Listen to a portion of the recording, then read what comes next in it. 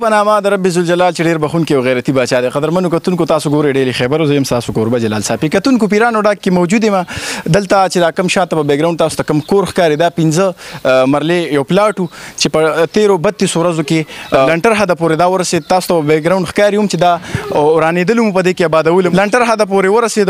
ډبل سټوري کور دی. د انور سید به یې سمه خبره کوي، وقار به یې سره د دوی دغه پلاټ و. السلام علیکم.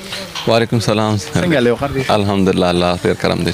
تاسو چې کومه خبره انور سید به یې څه شوی اګریمنټ کې دې حده پورې چې کوم کار وشو، دوی چې کوم لنټر ته ورسو که نه، مطلب مې دا دی چې سریه دې کې لګېدلې ده، چې کوم مساله لګېدلې ده، کومه خښته لګېدلې، دوی چې کوم سټاپ د دې نه تاسو مطمئن یې چې کومه خبره دوی کړې وه هماغه ده که نه؟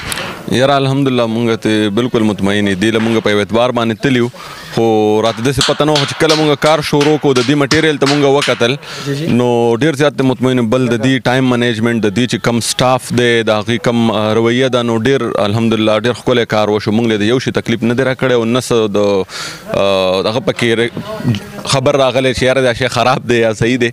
نو الحمدلله مونږ د ښه مطمئن یو. 32 دن کې وشو دومره؟ 32 دن کې وشو او پهلا مونږ صرف یو چت کوو، دویم چت پکې په منځ کې راغی، هغه هم دی وي چې په دې ټایم کې به کېږي، نو هغه هم پکې الحمدلله وشو، هغه دوی خپله منیج کو. صحیح. ټوټل څومره ټایم دوی تاسو له درکړی؟ دوی مونږ له ټول چې کوم دی ټایم راکړی 2.5 میاشتې چې دا به تاسو له مونږ فینیشنګ سره درکو. خو اوس جی جی ٹھیک شو، مهرباني. خوشحاله شي. انور سید خیر دی الحمدلله جلال. خیر دی. دا 32 دن کې کار وشو جلال بھائی. دی کې تقریبا 600 دن دا ورانېدو کې لګېدي دي او بیا موږ په 13 مارچ د دې په چونې شروع کړې ده. نن غالبا 28 دن وشو غالبا د چونې، او نورې 32 دن د ورانېدو جوړېدو دواړه 32 دن وشو. 5 دن په دې کې د ورانېدو لګېدي دي. دا موږ سره یو سنګل پورشن و. بیا د وقار به یو خبر وکړو چې زموږ کار وي، زموږ د هلکان د فوجیان یې ولیدل، د سټاف یې ولیدو، دوی د ایس نه مطمئن شو. دوی ماته ویل چې یاره که زه ډبل پورشن کوم بیا به زما څو ټیم ولیږي. مې په دقه 2.5 میاشتې کې به دی دویم هم کېږي او درېیم چت په دې هم پکې کېږي.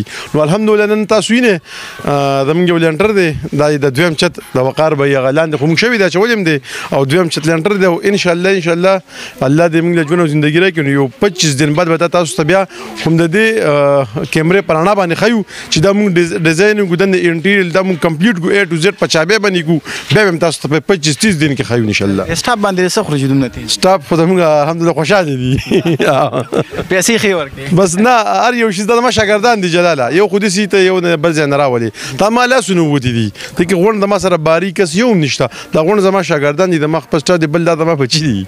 لکه باري په نظر ورته موږ نه ګویو که نه. نو انشاءالله دا داسې دی چې لکه دا موږ د AS کنسټرکشن یو پوره دا غونډ دا کمپني دوی ده، دا زما نه ده، بس دا دوی ده. نو په خپل اخلاص دوی لګي. کتونکو مهرباني انور سید کتونکو دا AS کنسټرکشن کمپنی چې کوم نه د انور سید وي د خبرې دا مطلب دی چې AS کنسټرکشن کمپنی چې کوم د دې کې چې کوم ورکر دي ما سره دا زما شاګردان دي. زموږ مثال دی یو فیملی دی دلته زم مخلص یم، زما دا چې کومه فیملی ده مطلب ما سره کومه کمپنی ده کوم سټاف دي دا مخلص دي په دې کار کې. نو ځکه زموږ په کار کې تیزی ده او کار باقاعده تاسو کتئ شئ. د ډیلي خیبر په شیشه تاسو بهرحال چې څومره پروجیکټ دوی شوي په تخبه کې تاسو کتلي هم دي چې کوم د دوی آنر دي چې کوم کورونو مالکان دي هغوی مو چېرې موږ مطمئن یو دوی د سټاف نه، د دوی د مټیریل نه، او چې څومره دوی پروجیکټ دي هغه به وختاً په وختاً تاسو ته موږ د ډیلي خیبر په شیشه وړاندې کوو. تر هغې پورې خپل کوربه جلال صافي له اجازت ورکوي. ښه د بعد د بریالي اوسئ. د الله په امان.